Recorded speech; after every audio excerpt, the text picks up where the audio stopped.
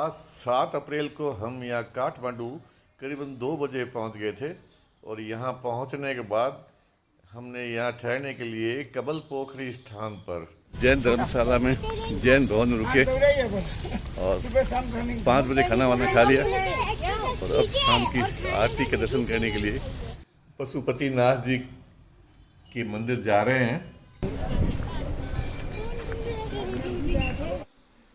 बरसों से पशुपतिनाथ जी के दर्शन करने की इच्छा बनी हुई थी, इसलिए यहाँ काठमांडू की धरती पर आते ही पहला काम यही किया कि भगवान पशुपतिनाथ जी के दर्शन करने हैं और हम आज ही मंदिर आ गए।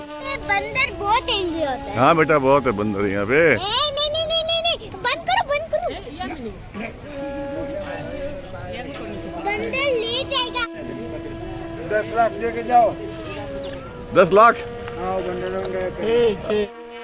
शाम का समय है, मंदिर में आरती होने का वक्त है और ये जो हमारे सामने गेट दिखाई दे रहा है ये मंदिर का पश्चिमी द्वार है।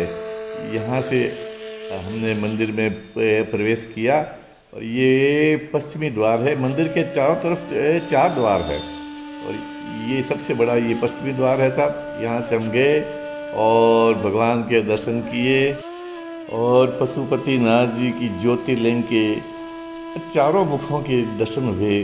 बहुत ही आनंद की अनुभूति हुई साहब और हम बाहर आए। महादेव की धरती पशुपतिनाथ मंदिर आज दिन में जा रहे हैं। कल रात को आए थे, पूरा नज़ारा देख नहीं पाए थे हम। अब हर हर महादेव। आशुतोष शशांक शेखर चंद्र मौली चिदंबरा कोटि कोटि प्रणाम शंभु कोटि नमन दिगंबरा कोटि नमन दिगंबरा। ये वत्सला देवी का मंदिर है और ये बागमती नदी का किनारा है जो मंदिर के पीछे का भाग है और ये शमशान भूमि जहाँ शवदाह किया जाता है। कहते हैं कि इस शमशान का जो उठता हुआ धुआं पशुपतिनाथ जी के मंदिर से ओतप्रोत होता है तो उस आत्मा का मोक्ष हो जाता है। इसलिए सभी लोग मृत शरीर का अंतिम संस्कार यहाँ इस घाट पे करते हैं।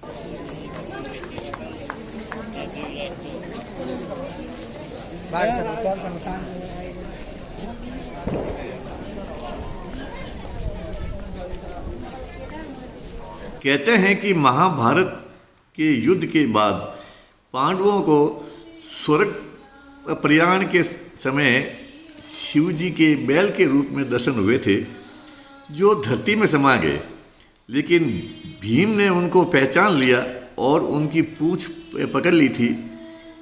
यह स्थान केदारनाथ कहलाया और जिस धरती से बाहर उन बैल का मुख प्रकट हुआ वह स्थान पशुपतिनाथ जी कहलाए। पशुपतिनाथ जी के मंदिर में केवल हिंदू धर्म के लोग ही प्रवेश कर सकते हैं, इसलिए ये जो दूसरे धर्मों के जो विदेशी लोग आते हैं ये इस घाट पे खड़े होकर के और मंदिर के यहाँ से दर्शन करते हैं। ये बागमती नदी है जो काफ़ी गंदी हो रखी है। मान्यता के अनुसार पशुपतिनाथ जी मंदिर का निर्माण सोमदेव राजवंश के पशुप्रक्ष ने 3वीं सदी ईसा पूर्व में कराया था, किंतु उपलब्ध ऐतिहासिक दस्तावेज 13वीं सदी के हैं। इस मंदिर का वर्तमान स्वरूप नरेश भूपेंद्र मल ने 1697 में प्रदान किया था।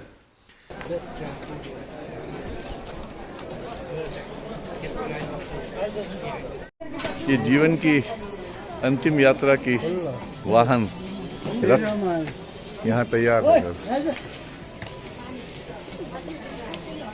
तीर्थ यात्रा प्रत्येक व्यक्ति को करना चाहिए। स्थान विशेष की ऊर्जा का प्रभाव अपना महत्व रखता है। जैसे पुलिस थाना, कोर्ट कचहरी, अस्पताल जाने पर वहाँ मन कभी प्रसन्न नहीं होता है। तीर्थ स्थान चाहे किसी भी धर्म का हो, वहाँ अपना ही प्रभाव क्षेत्र होता है, वहाँ मन प्रसन्न होता है। शमशान भूमि पर मन वैराग्य से भरता है।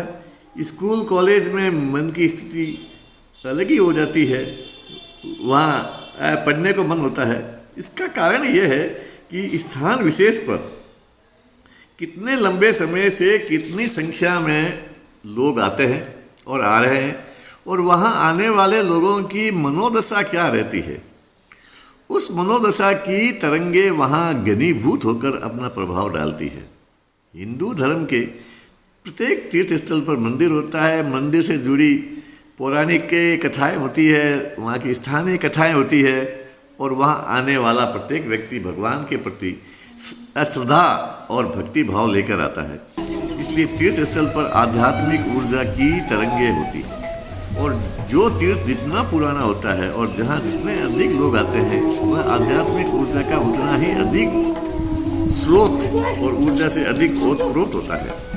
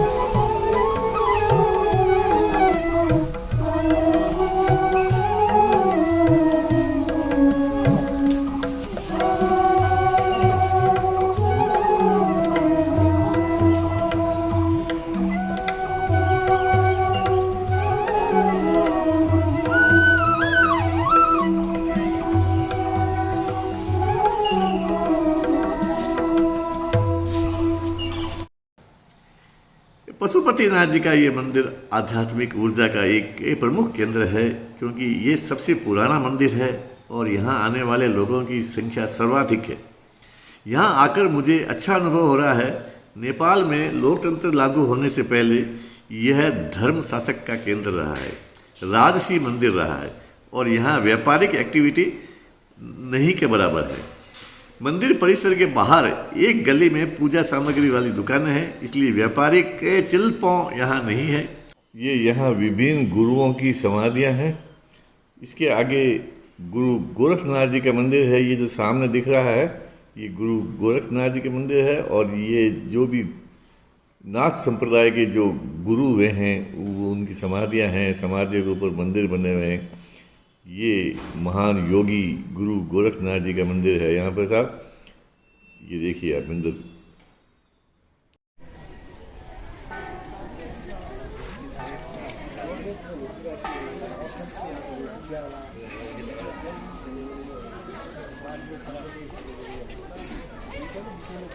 गोरखनाथ जी का मंदिर।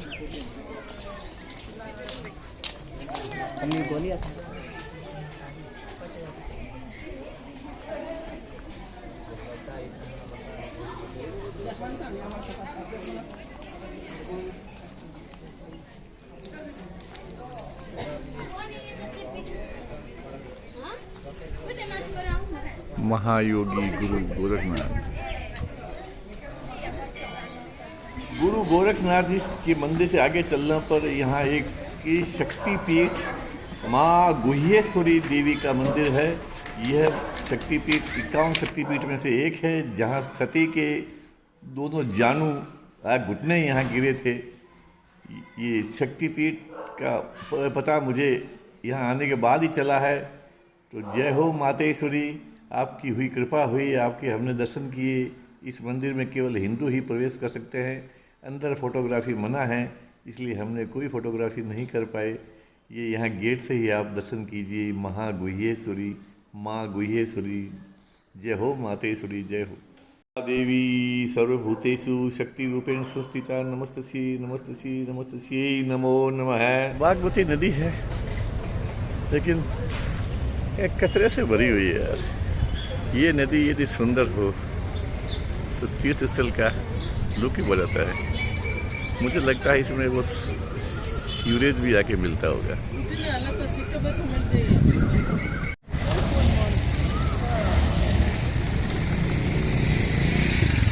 सूर्य ढलता है, ढल रहा है साहब। आज का दिन भी ढला वहाँ के दर्शन के साथ। पशुपतिनाथ जी के मंदिर आए थे, फिर मालूम पड़ा कि यहाँ माँ गुह्येश्वरी का मंदिर है, शक्तिपीठ है, जहाँ सती जी का प्रतिभाग।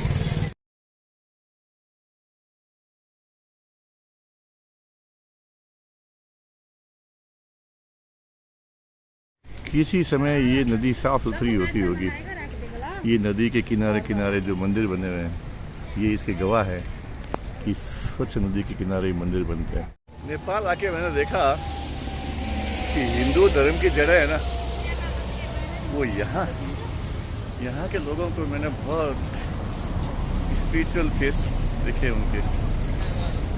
और हिंदू धर्म के अलावा यहाँ दूसरे बहुत कम थे। कौन कहता है हिंदू धर्म में पावर नहीं है? इस नेपाल की भूमि में हिंदू धर्म इतना पावरफुल था कि यहाँ न तो मुसलमान आ सके, न क्रिश्चियन आ सके, अंग्रेज आ सके। दिन ढल रहा है, धीरे धीरे शाम हो रही है। अब हम वापिस पशुपतिनाथ जी के मंदिर के दर्शन करने के लिए जा रहे हैं। बड़े बेचैन हैं। एक बार तो कल शाम को किया था और अब आज वापिस दर्शन करने के लिए जा रहे हैं। आराध्य देव भगवान श्री पशुपतिनाथ मंदिरम हार्दिक स्वागत करता है। ये भी एक रास्ता है मंदिर का।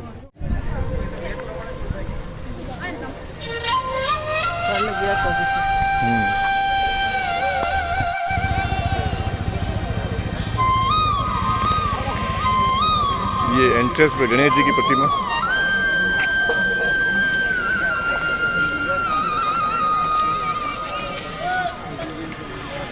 मंदिर परिसर से बाहर ये गली है जिसमें पूजा प्रसाद की दुकानें हैं और आराम से यहाँ पूजा प्रसाद खरीदा जाता है। हेलो, भगवान का अभिषेक करना बाकी रह गया था, तो वो अब पंडित जी से बात कर रहे हैं। क्या है आपके? अभिषेक का यहाँ नॉर्मल पूजा अभी करना है तो 500 करा देंगे। यहाँ जी ट्रस्ट का तरफ से अभिषेक बालक सहित का पूजा होता है, उसमें 7,500। अच्छा, नेपाली करेंसी आपका इंडियन मनी 4,688 का। तो ये अभी 500 ट्रस्ट में उसका नाम पत्र लिखा करो, पर्ची फाड़ पड़ेगी। 500 नेपाली करोगे इंडियन करोगे? अभी तो 500 इंडियन करेंसी इंडियन करोगे। बाद में पता चला कि ये पंडित जी तो केवल एजेंट थे, पूजा पाठ करवाने वाले पंडित जी तो दूसरे हैं। भगवती गवा तेभ्यो दश प्राचीन दश दक्षिण दश प्रति चीर दशो बा तेभ्यो नमस्तु तेन वस्तु तेन बड़यान्तु तेन विभो यस सर्वं चित्तम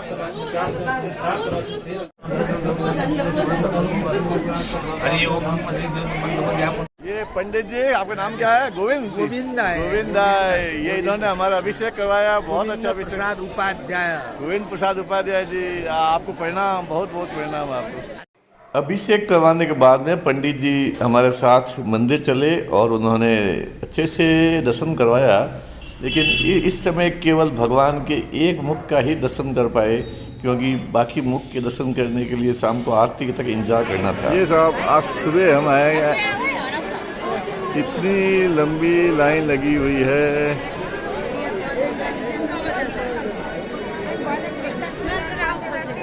ये लाइन ठेठ बाहर गेट तक जाती है और ये लाइन नंबर 2, ये ऊपर से उतरते हुए, और ये लाइन नंबर 2।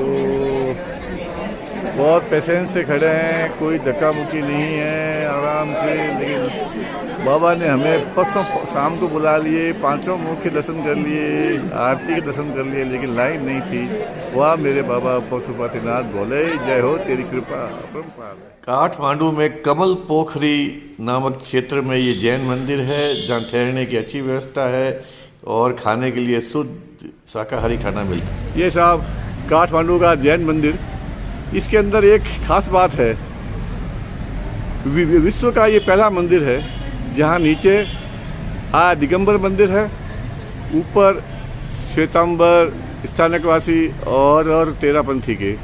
तो ये जैन धर्म का पूरा एक स्थान पर ये मंदिर है। शानदार मंदिर है साहब काठमांडू में।